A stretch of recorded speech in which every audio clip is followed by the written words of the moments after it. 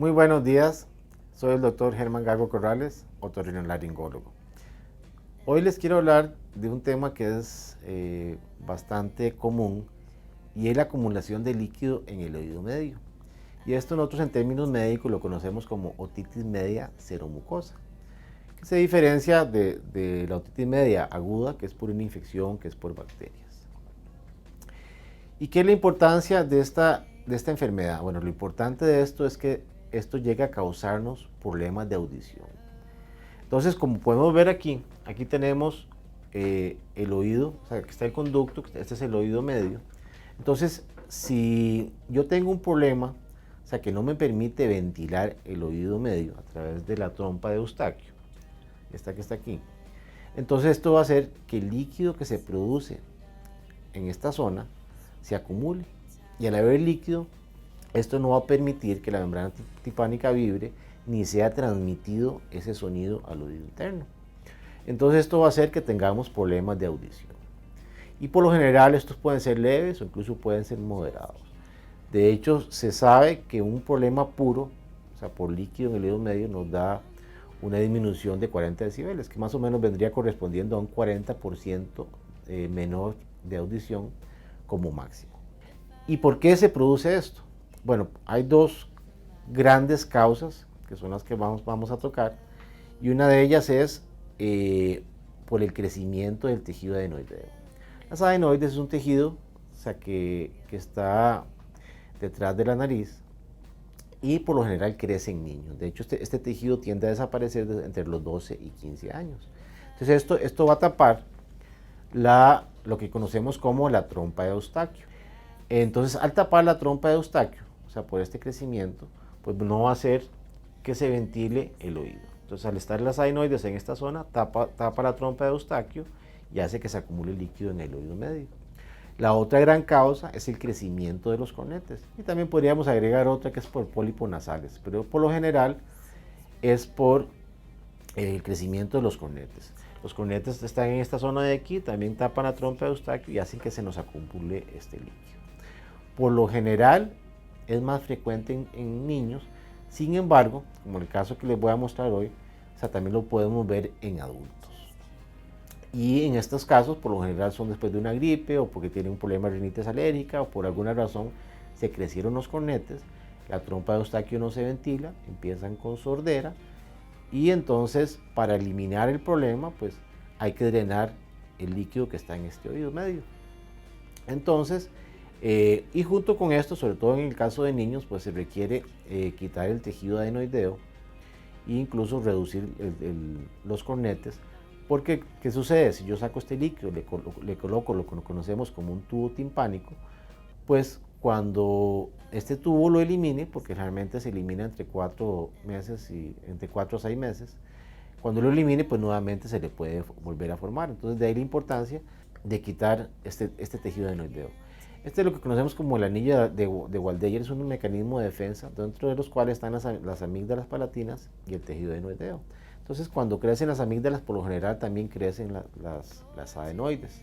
¿Qué sucede con estos niños? Realmente son niños que van a roncar cuando duermen, son niños que van a dormir con la boca abierta, pueden llegar a tener lo que conocemos como una facies adenoidea, que va a tener un aspecto característico por el crecimiento de este tejido adenoideo. Entonces esto es lo que vamos a tener. Entonces vamos a tener un crecimiento de las adenoides. Este es un niño que va a roncar porque se va a tapar la vía aérea y este es el oído. Entonces al estar tapado aquí, la trompa de Eustaquio, se nos va a acumular líquido en esta zona y es lo que nos va a causar la disminución de la audición. Esta es lo que conocemos como la facies adenoidea. Ven la característica que tiene este niño. Va a tener una boca abierta, los incisivos se van a ver más grandes, va a tener una nariz más achatada, más ancha. Si viéramos dentro de la boca vamos a ver el paladar que llamamos paladar ojival. Entonces esto pues es la característica en niños. En el adulto pues a veces no va a tener otros signos, aparte de que el paciente va a referir que está escuchando menos.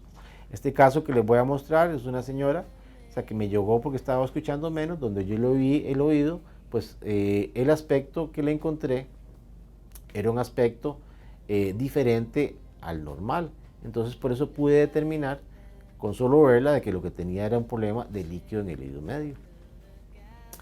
Entonces se procede a realizarle un examen de audición, se le hace una audiometría y se ve que el problema de audición no es por un daño en el oído interno, sino que el problema de audición es por un daño en el oído medio. O sea, por la acumulación de este líquido, como les he explicado.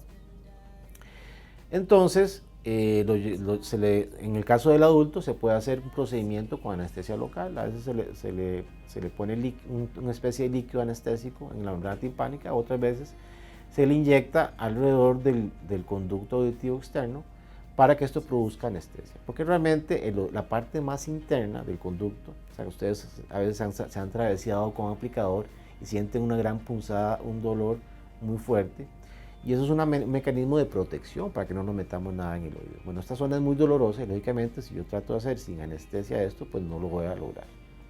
Entonces se pone anestesia local y en el caso de niños, porque además hay que quitarle el tejido adenoideo y muchas veces incluso las glándulas amigdalinas, entonces lo hago con anestesia total. Entonces, ¿qué es lo que hago? Le hago una heridita en la membrana timpánica, le saco el líquido que tiene en el oído medio y posteriormente procedo a colocarle el tubo timpánico. En esas operaciones usamos un microscopio porque realmente vemos el huequito del oído es muy pequeño. Estos tubitos timpánicos son diminutos, miden entre 2 y 3 milímetros, realmente son bastante pequeños. A veces cuando nosotros nos hablan de tubos timpánicos, la gente se imagina una manguera ahí dentro del oído, realmente esto es muy pequeño, ¿verdad? No son tan grandes como a veces nos lo imaginamos. Entonces, ¿qué es lo que hace este tubo timpánico? Lo que va a hacer es cumplir la función que no está cumpliendo la trompa de Eustaquio. Entonces, al cumplir esta función, pues va a hacer que se ventile y ya no se acumule el líquido en el oído medio. Y de hecho esto es inmediato. En el momento que yo saco el líquido del oído medio, el paciente recobra la audición por completo.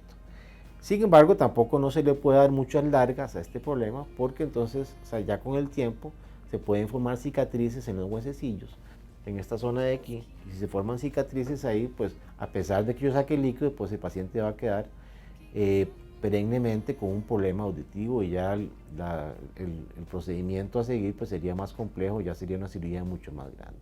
Entonces se debe evitar llegar a esto y se le coloca pues en forma temprana los tubos timpánicos. Entonces ahorita los invito a que me acompañen a cómo se ve un oído normal y cómo es que se colocan los tubos timpánicos.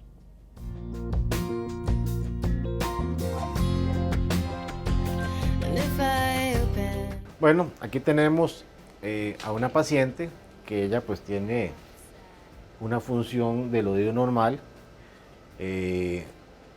pero sí tiene un problema ahí de leve obstrucción nasal por rinitis alérgica. Sin embargo, para manera de ilustración, les voy a mostrar, o sea, qué es lo que sucede cuando yo le veo la nariz y le trato de observar los cornetes. Esos son los cornetes crecidos, como vemos ahí.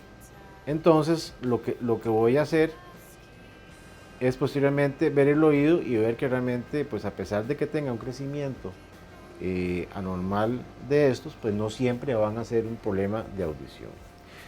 En el caso de ella, pues tiene un problema de rinitis alérgica, pero la audición está normal y el aspecto de la membrana timpánica pues también es normal.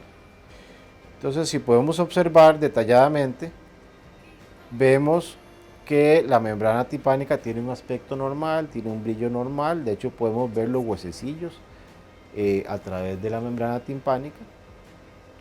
Y el caso de una paciente que operé hace una semana, aquí con anestesia local, pues les voy a mostrar cómo el aspecto que tiene esa membrana timpánica es más como amarillento.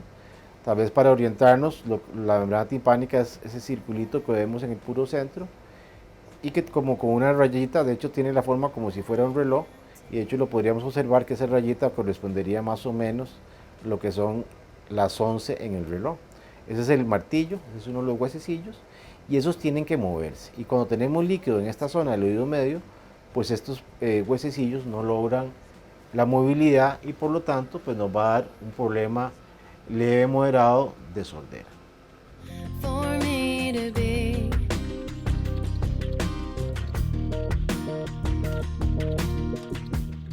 Bueno, entonces les voy a enseñar el video que grabé de una paciente que operé la semana pasada.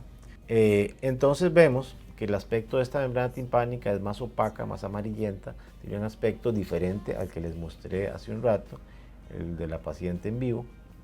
Vemos aquí donde le empiezo a hacer una heridita en los cuadrantes inferiores de la membrana timpánica. Ven que donde ya empiezo a hacer la herida, ya empieza a salir este líquido de aspecto amarillento. Y yo una vez que hago esta incisión o esta herida, empiezo a aspirarlo y vamos a ver donde empieza a salir este líquido, empezamos a ver la burbuja que se forma en la membrana timpánica o a través de la membrana timpánica hasta que logro extraer casi en su totalidad este líquido que está en el oído medio. De hecho, no es necesario quitarlo todo, por lo menos quitar la gran mayoría. Posteriormente le coloco este tubo timpánico que realmente, como les decía, son muy pequeños, miden de 2 a 3 milímetros. Y vemos aquí donde ya queda colocado y la idea de este tubo timpánico es que cumpla las funciones de la trompa de Eustaquio. Y entonces de esta manera ya no se nos va a volver a acumular líquido en el oído medio. Este tubo timpánico por lo general el cuerpo lo bota posteriormente de 4 a 6 meses.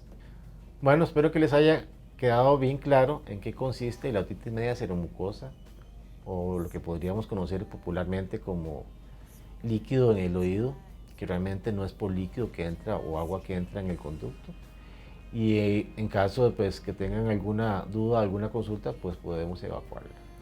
Espero que este programa ha sido de mucha enseñanza para todos y nos vemos en el próximo programa el próximo mes. Muchas gracias.